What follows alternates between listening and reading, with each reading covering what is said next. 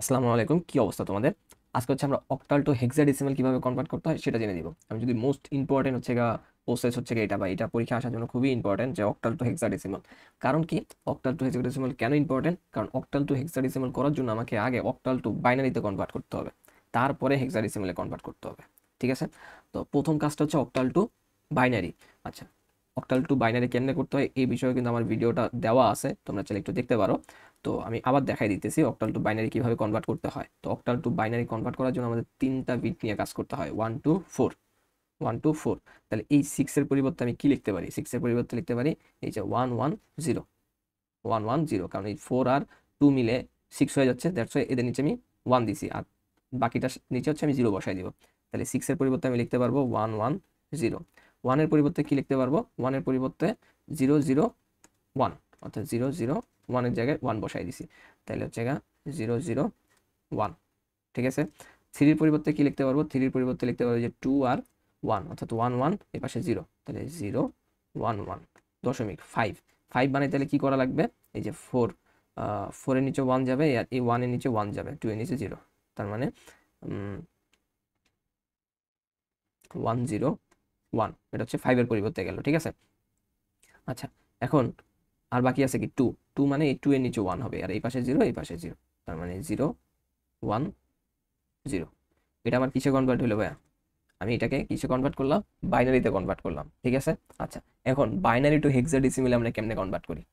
Binary two হেক্সাডেসিমেলে, তো binary two hexadecimal convert করার জন্য আমরা 4 বিট নিয়ে কাজ করি। এখান থেকে এতটুকু 4 বিট, এবং এটা যাবে হচ্ছে গিয়ে এই বরাবর, এখান থেকে এতটুকু হচ্ছে গিয়ে 4 বিট। আচ্ছা, 1 2 3 4। এরপরে যেটা আছে, ব্র্যাকেটটা মুছে দিই। এরপরে যেটা আছে, এইখান থেকে শুরু করে 4 বিট যাওয়ার কথা, কিন্তু একটা সংখ্যায় আছে 1, তাহলে এই পাশে আমি 4 বিট বানানোর জন্য আরো 3টা 0 দিয়ে দিলাম।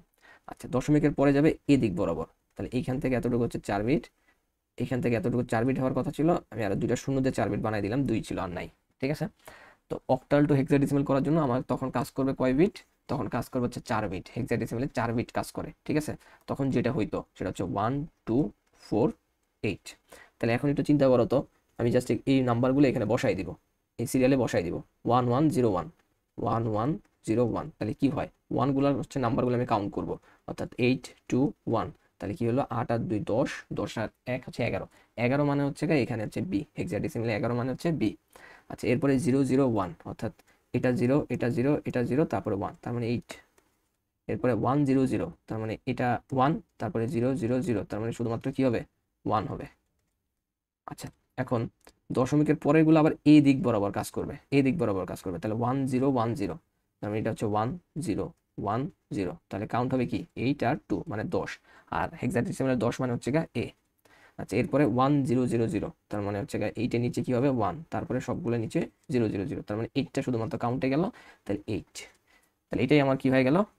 হেক্সাডেসিমালটা কনভার্ট হয়ে গেল, 18B E8 16। ঠিক আছে? এই হচ্ছে অক্টাল টু বাইনারি করছি, বাইনারি টু হেক্সাডেসিমাল করছি, যে প্রসেসগুলো তোমরা অলরেডি আগেই শিখে ফেলছো, যে অক্টাল টু বাইনারি তোমরা করতে পারো এবং বাইনারি টু হেক্সাডেসিমালও করতে পারো, বা এই দুইটা প্রসেসই আমার দেখানো হয়েছে। এখন তো অক্টাল টু হেক্সাডেসিমাল করার জন্য আমাকে এই দুই প্রসেস একসাথে করা লাগতেছে আর কি। আমি মনে হয় বুঝাইতে পারছি আর কি। ঠিক আছে? আচ্ছা, তারপর যদি না বুঝে থাকো কমেন্ট করতে পারো, অথবা ইনবক্স করতে পারো, আমি বুঝাই দেওয়ার চেষ্টা করবো। এই তো, আল্লাহ হাফেজ।